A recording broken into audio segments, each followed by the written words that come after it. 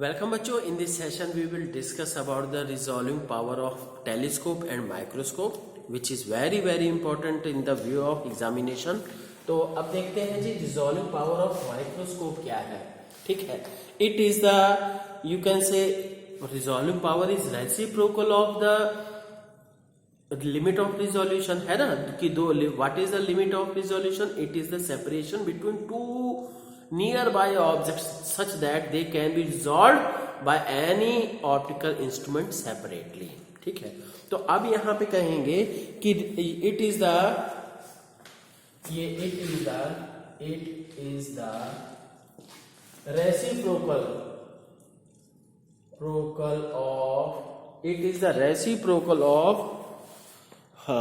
reciprocal of smallest distance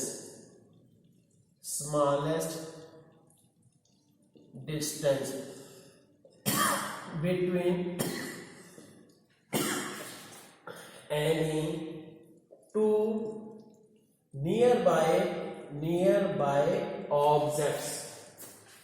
any two nearby objects, such that they can be resolved separately by a microscope. ठीक है, microscope के द्वारा देखा जा सके. ठीक है, तो अब हम बात करते हैं यहाँ पे जी माइक्रोस्कोप के द्वारा सेपरेटली देखा जा सके. तो यहाँ पे क्या है कि ये limit of for microscope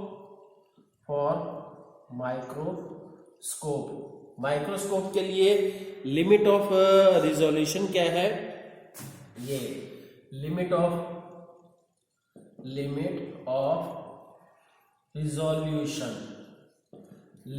resolution क्या है जी? That is d equal to lambda upon 2, ये lambda upon 2 mu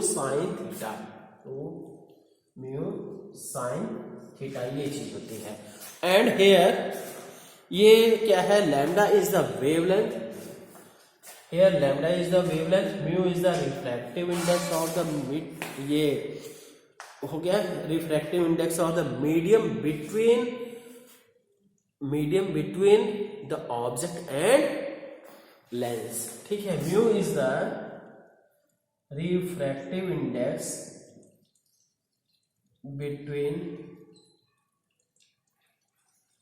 refractive index of medium between किसके जी? refractive index of medium between ये ऑब्जेक्ट एंड ये दूसरी चीज क्या है? ये लेंस. ठीक है, ऑब्जेक्ट एंड माइक्रोस्कोप का ये या माइक्रोस्कोप के लेंस के बीच में. ठीक, अब इसके बाद और क्या है? Limit of resolution. तो यहां पे और साथ में क्या है? Theta is the angle. ये जैसे हम कहें कि ये कोई लेंस हो गया जी, ये ऑब्जेक्ट हो गया, this one is the object. अब यहां पे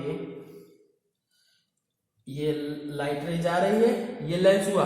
ठीक है, तो यहां से ये क्या है? This will be the theta, है ना? This will be the theta angle हुआ, और theta will be the half of this ये एंगल. या तो ऐसे लिख सकते हो, ये जो इमेज बन रहा है, theta is the half of angle of cone. जो कोन का एंगल है उसका हाफ. ठीक है, कोन का जो एंगल है उसका हाफ होगा, उसको हम क्या कहेंगे? थीटा कहेंगे. ठीक है, तो और देखते हैं और एक चीज कि यहां पे जो ये mu sine theta is called numerical aperture.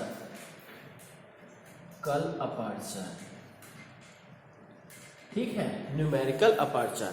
तो बच्चों अब एक चीज थोड़ा सा और ध्यान दीजिए तो अब हाँ, ये क्योंकि आपको पता है कि resolving power is reciprocal of limit of resolution, since you know resolving power is equal to 1/d, मतलब लिमिट ऑफ रिजोल्यूशन का रेसिप्रोकल है, तो इसलिए क्या होगा, that will become equal to 2 μ sin theta by lambda, 2 μ sin theta by lambda, ये चीज हो गई। ठीक है, तो अब यहां पे हम ये भी कर सकते हैं जी, क्या है, ठीक है, तो क्या कहा जा सकता है कि रिजॉल्विंग पावर कब इंक्रीज का, अगर एयर की बजाय कोई ऐसा मीडियम रख दिया जाए जिसका रिफ्रैक्टिव इंडेक्स ज्यादा हो, तो so the on increasing the refractive index of medium between object and objective of the microscope,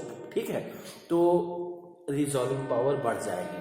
ठीक, और यहां तो क्या है, रेड की बजाय ब्लू लाइट यूज की जा रही है, तो रेड की वेवलेंथ बड़ी होती है, ब्लू की छोटी होती है, तो अब हम क्या कहेंगे, क्योंकि वेवलेंथ घट गई, रेड की बजाय ब्लू अगर यूज कर रहे हैं तो रिजॉल्विंग पावर भी फिर से बढ़ जाएगी। ठीक है, एंड सो ऑन। और बच्चों इस तरह के से रिलेटेड क्वेश्चंस जो होंगे हम बाद में सेपरेट डिस्कस करेंगे, है ना, तो क्योंकि अभी टाइम नहीं हो पा रहा है ना। अब देखते हैं बच्चों resolving power of telescope. You can से, फिर से वही बात है, लिमिट ऑफ रिजोल्यूशन की टर्म्स में क्या कहेंगे, क्या है, it is the smallest separation between two objects, ठीक, such that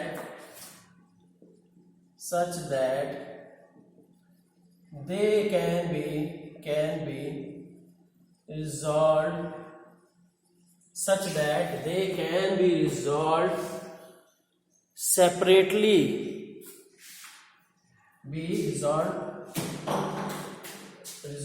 separately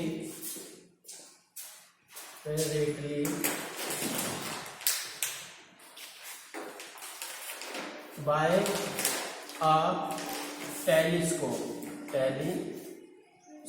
टेलीस्कोप के द्वारा वो क्या है, सेपरेटली देखे जा सके। ठीक है, तो अब ये है, तो this is the limit of resolution, है ना, तो यहां से ये बात तो हम कर रहे हैं लिमिट ऑफ, ये क्या है, ये लिमिट ऑफ रिजोल्यूशन की टर्म्स में दी गई, तो यहां से क्या है, तो आप कह सकते हैं क्या हो जाएगा कि जैसे कह देते हैं दिस इज द, जैसे, क्योंकि डिस्टेंट ऑब्जेक्ट्स हैं जो बहुत डिस्टेंट, बहुत दूर ऑब्जेक्ट्स हैं, यहां से आप ऑब्जर्व कर रहे हैं, तो दिस सेपरेशन, इनके बीच की ये सेपरेशन बात कर रहे हैं। Is that clear? इन दोनों both these are objects and दोनों के बीच जो एंगल है, angular separation.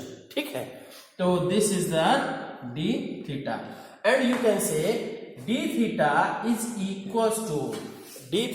Equal to 1.22 lambda upon D.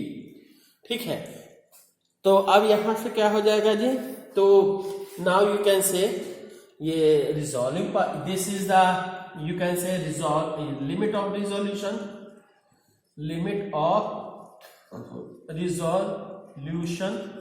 This is the limit of resolution, then you can say, अब इसके बाद क्या कहना है जी, तो रिजॉल्विंग पावर क्या हो जाएगी, resolving power will be equal to 1/d theta, तो यहां से क्या है, d upon 1.22 lambda.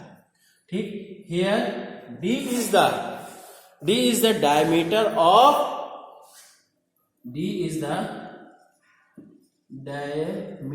Of objective of